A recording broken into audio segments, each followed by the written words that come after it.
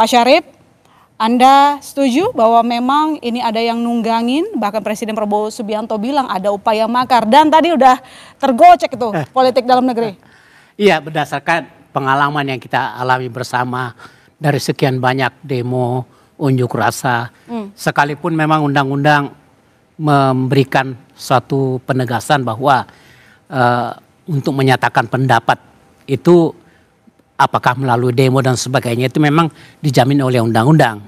Namun berdasarkan pengalaman juga selama ini bahwa menyatakan pendapat itu melalui demo itu implikasinya banyak sekali dan jelas banyak korban yang berjatuhan baik di rakyat maupun dari pihak penegak hukum dan sebagainya. Dan untuk itu pada kesempatan ini ya kita sangat empati dan duka yang dalam terhadap korban 10 orang yang hilang, sehingga Partai Demokrat dalam hal ini ikut sedih dan prihatin atas kejadian itu. Nah, tentu yang menjadi persoalan ini adalah karena ini merugikan secara institusi, merugikan individu, merugikan bangsa secara keseluruhan. Maka tentu yang perlu disikapi itu pertama bahwa perlu ditelaah mengapa hal ini terjadi. Menurut Anda apa yang terjadi? Tadi disampaikan oleh Mas Andi, kerap kali DPR kayak misalnya kemarin hari pertama ya teman-teman ketika datang ke gedung DPR malah WFA, nggak dijawab, digedor dulu, dipaksa dulu baru ngomong. Ya, jadi gimana? Harus dianalisa mengapa hal ini terjadi. Yang kedua, pemerintah juga dalam hal ini harus turut memperhatikan. Dan syukur alhamdulillah terjadilah komunikasi antara adik-adik pendemo dengan pemerintah maupun dengan pihak legislatif. Ini perlu untuk diteruskan. Komunikasi ini perlu untuk dibuka seterusnya.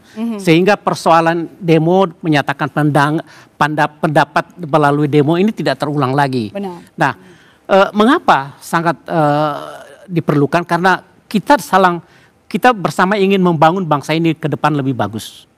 Dan ini akan merugikan secara pandangan rating Indonesia di mata dunia itu jatuh. Naluri eksekutif, naluri legislatif. Betul. Jadi ini harus tidak boleh terulang lagi. Sehingga perlu dilakukan evaluasi. Makanya juga saya juga menghargai teman-teman adik-adik yang mengusulkan 17+8. Itu saya pikir itu bagus. Satu solusi yang bagus.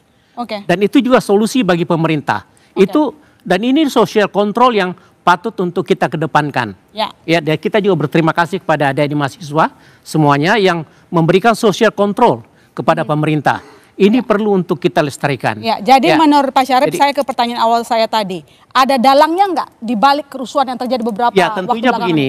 Tentunya pemerintah dalam hal ini kalau sudah mengekspos bahwa ini ada dalangnya ya tolong disampaikan dan tolong ditindaklanjuti. Aparat, ada kepolisian, ada TNI, ada intelijen di situ, ada semua bisa merampungkan persoalan ini, mengungkapkan siapa dalangnya kalau memang ada. Tetapi kalau melihat dari gerakan-gerakan adik-adik semualah menyatakan pandangan ini murni, menurut saya, basically itu murni karena ada aspirasi. Ada persoalan yang mendasar di masyarakat yang perlu untuk disampaikan kepada pemerintah. Dan bagus pemerintah sekarang membuka diri. Dan ini harus dilanjutkan ke depan. Baik. Kita